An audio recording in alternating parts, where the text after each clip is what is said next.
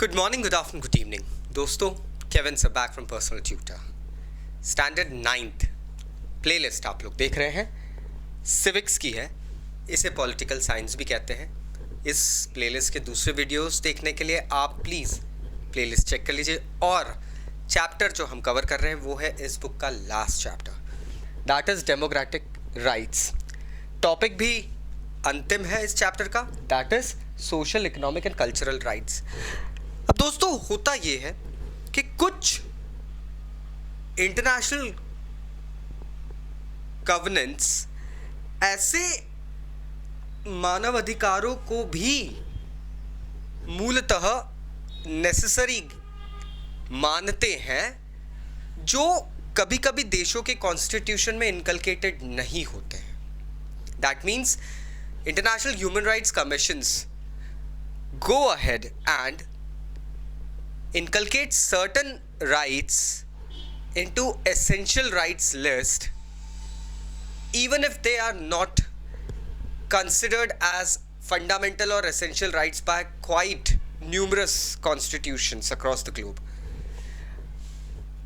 ऐसे ही कुछ राइट्स हैं जो इंटरनेशनल गवर्नेंस इनकलकेट करते हैं अपने ट्रिब्यून में, जो इंडियन कॉन्स्टिट्यूशन के पार्ट तो नहीं है और ना ही हमारे देश ने इन इंटरनेशनल गवर्नेंस के साथ में कोई ट्रीटी साइन करी है, बट स्टिल इन राइट्स को कंसिडर किया जाता है। और जब जब इन राइट्स से किसी इंसान को वंचित किया जाता है, that means these rights are taken away from a person, international governance intervene. Now some of them are right to work. एक है राइट, रोजगार का हक।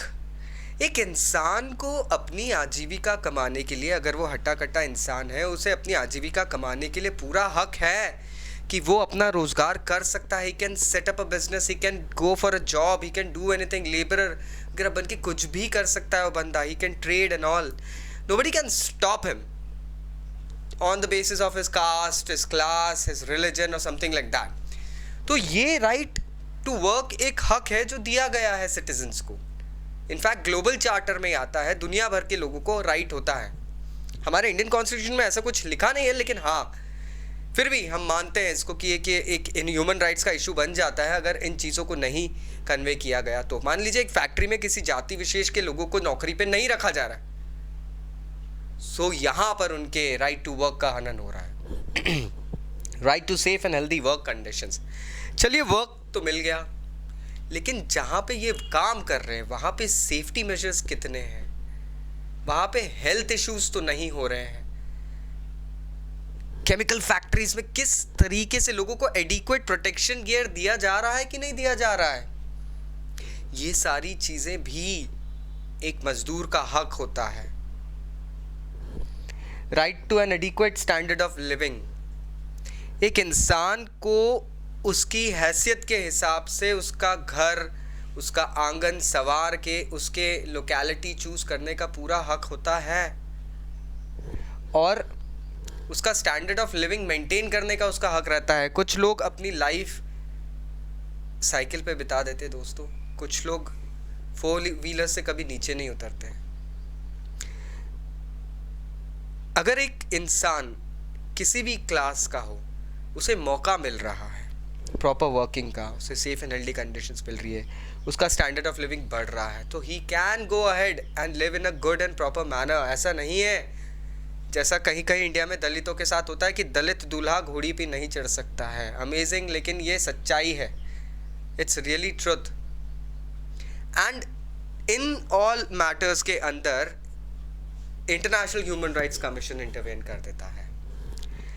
There is right to social security and insurance. A person has full right to live in the society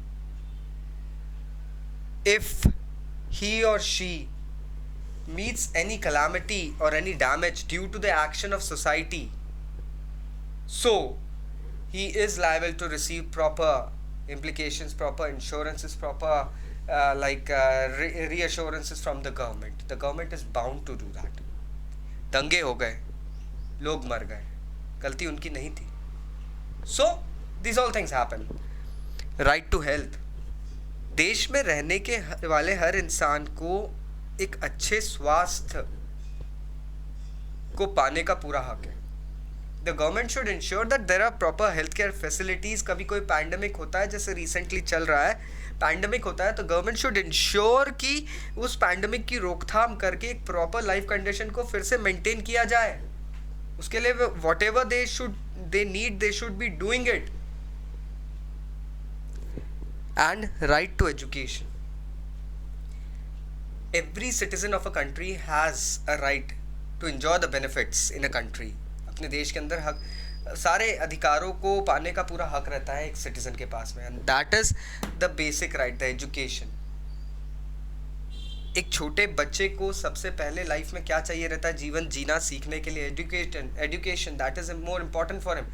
So a kid needs to have more and more education at the right and proper age.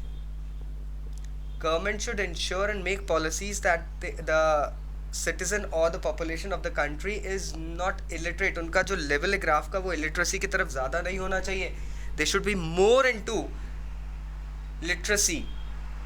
अब यहाँ पे भी human rights का हनन कैसा होता है? अगर कोई बच्चा पढ़ना लिखना चाहता है, गवर्नमेंट ने उसको फैसिलिटीज़ प्रोवाइड करी, लेकिन वो बच्चा किसी ऐसी निचली जात या किसी धर्म को बिलोंग करता है जिसे वहाँ के लोग एक्सेप्ट नहीं कर रहे हैं और उसे पढ़ाई से वंचित रखते हैं. This is clearly a violation of human right.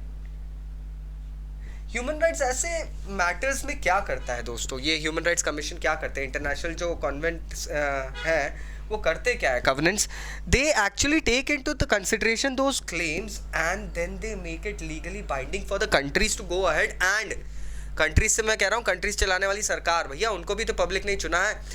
They make it a compulsory action for them. उनको लीगली बाइंड कर देते हैं कि नहीं, आप इन चीज़ को अम्प्लाई करवाओ. ये जो हनन हो रहे हैं इन्हें थोड़ा सा क्लियर करवाइए. I hope now you got the crux. फिर भी अगर कोई डाउट्स है नीचे कमेंट बॉक्स से कमेंट ज़रूर करना दोस्तों. We have tried our best, spoken to experts, taken help of a lot of teachers and all, and we have tried to create this playlist for you, जिससे कि आपको chapter के सारे topics cover हो जाएं और आपके एग्जामिनेशंस में आपको नोट्स बनाने में भी काफ़ी मदद मिले. फिर भी कहीं ना कहीं अगर कोई टॉपिक छूट जाता है तो प्लीज़ नीचे कमेंट बॉक्स में कमेंट करना. I'll be going ahead and reading them. Thank you very much. Bye bye.